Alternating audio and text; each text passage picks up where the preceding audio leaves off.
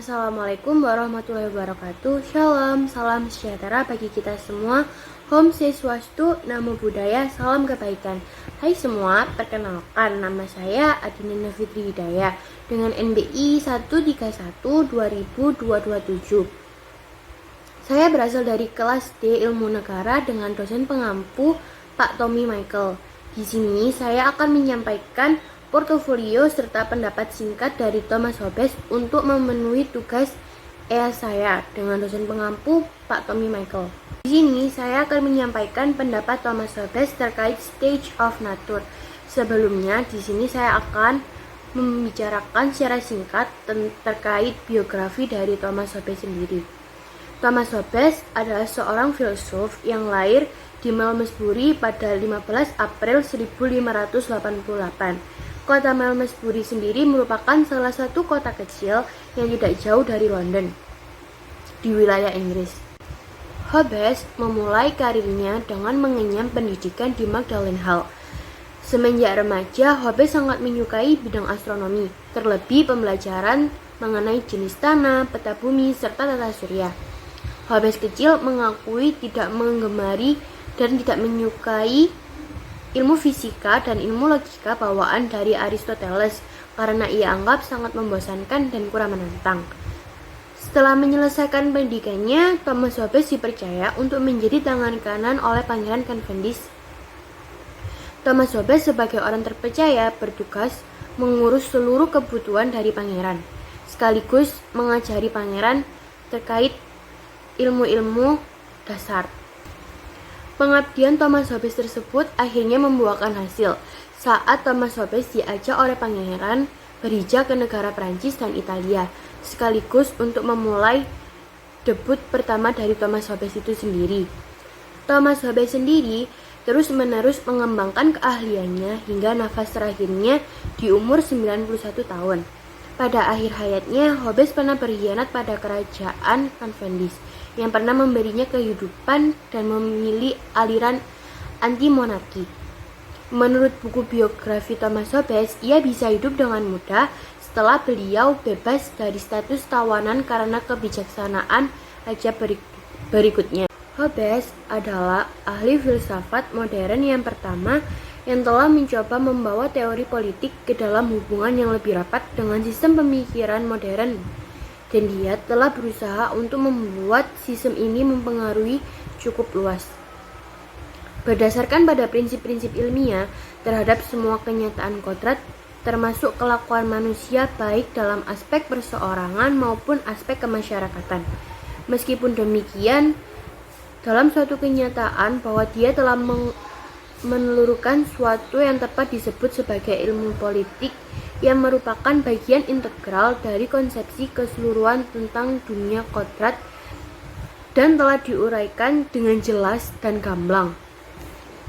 Barangkali juga Hobbes adalah penulis terbesar tentang filsafat politik yang pernah dihasilkan oleh bangsa-bangsa berbahasa Inggris. Pemikiran Thomas Hobbes didasarkan pada realita kehidupan masyarakat, masanya dan usahanya untuk memperbaiki kelemahan-kelemahan masyarakat bernegara pada masanya, yaitu abad pertengahan Eropa. Sebagaimana kita ketahui, pada masa abad pertengahan Eropa berlangsung tata kehidupan dengan sistem yang hampir-hampir sama, yaitu feodalisme. Kehidupan kemasyarakatan dengan kenegaraan abad pertengahan ditandai dengan ketidakstabilan politik, banyaknya peperangan, baik peperangan perebutan kekuasaan antara raja yang lemah dengan para bangsawan yang ingin menggantikan kekuasaan raja, maupun peperangan antara raja dengan paus sebagai pemimpin agama Kristen Katolik. Secara umum, Hobbes mempunyai pemikiran yang berdasar pada konsep empiris. Menurut konsep empiris, pengetahuan berawal dari pengalaman.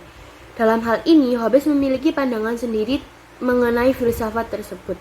Menurut Hobbes, filsafat adalah ilmu sebab musabab, karena faktanya dapat dicari. Pendapat Hobbes tersebut secara tidak langsung menunjukkan kebenaran yang bersifat inderawi. Pemikiran Hobbes yang sangat terkenal adalah mengenai materialisme. Menurut gagasan Hobbes berpendapat bahwasannya manusia terbentuk dari materi. Pendapat Hobbes yang satu ini tidak banyak sebutkan pada tulisan-tulisannya. Akan tetapi, pendapat ini dapat mematahkan pendapat lawannya yang lain. Hasil pemikiran lain dari Hobbes adalah mengenai kemandirian filsafat. Menurut Hobbes, yang menjadi salah satu tokoh pendiri, menyatakan jika filsafat telah diakulturasi dengan ilmu-ilmu keagamaan yang ada. Pendapat Hobbes yang satu ini menjadikan filsafat memiliki batasan dalam segi masalah. Batasan masalah yang diungkapkan Hobbes menjadikan pembagian ilmu filsafat menjadi bidang geometri, fisika, etika, dan politik. Di samping itu, Hobbes memiliki banyak pemikiran lainnya, misalnya seperti manusia dan kenegaraan. Di sini kita akan mempelajari lebih lanjut terkait pendapat Hobbes mengenai manusia, di mana Hobbes berpendapat yang ada dalam stage of nature. Manusia adalah bebas, rasional, dan berpengetahuan. Hobbes mengatakan demikian setelah mempertimbangkan kondisi manusia yang dapat saling menghormati satu sama lain.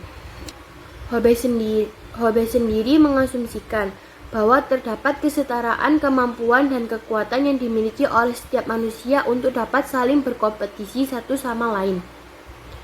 Pada dasarnya ialah bahwa setiap individu termotivasi oleh kemenangan atau felicity sehingga konflik tidak dapat dihindari, baik konflik masalah kelangkaan sumber daya, tidak adanya kedaulatan, dan masalah lainnya. Hobbes menulis di bagian awal Leviathan bahwa manusia pada umumnya cenderung menginginkan kekuasaan yang bersifat terus-menerus. Dengan demikian, karena semua orang pada dasarnya sama, tidak ada kesamaan kuasa untuk memelihara suatu keadaan. Itulah sebabnya mengapa sebuah keadaan perang ada di antara manusia dan merupakan ciri dari stage of nature. Bahkan hukum-hukum alam menyatakan bahwa manusia mencari perdamaian dan menjaga pembentukan kontrak. Namun, adanya sifat alami manusia dapat mengancam keselamatan kontrak tersebut. Untuk itu, Hobbes menyimpulkan bahwa harus ada kekuasaan untuk memaksa masyarakat dalam menegakkan kontrak tersebut. Menurut Hobbes, dapat dilakukan melalui ketakutan, ancaman hukum, dan menguatkan hukum-hukum alam yang ada, sehingga dapat memastikan kontak stage of nature dan law of nature merupakan dasar dari adanya kontrak sosial yang dikemukakan oleh Hobbes sendiri. Kontrak sosial sendiri merupakan perjanjian kemasyarakatan yang diikat di antara rakyat antara satu sama lain. Masyarakat lebih baik diikat oleh kontrak sosial yang dibawahi oleh salah satu kekuasaan mutlak atau Leviathan agar dapat menahan sifat manusia yang serakah tersebut. Demikianlah penyampaian singkat saya mengenai portofolio serta pendapat dari Thomas Hobbes mengenai stage of nature. Apabila ada kekurangan dan kesalahan kata yang saya ucapkan, saya mohon maaf sebesar-besarnya. Akhirul kata, wassalamualaikum warahmatullahi wabarakatuh. Shalom, salam sejahtera.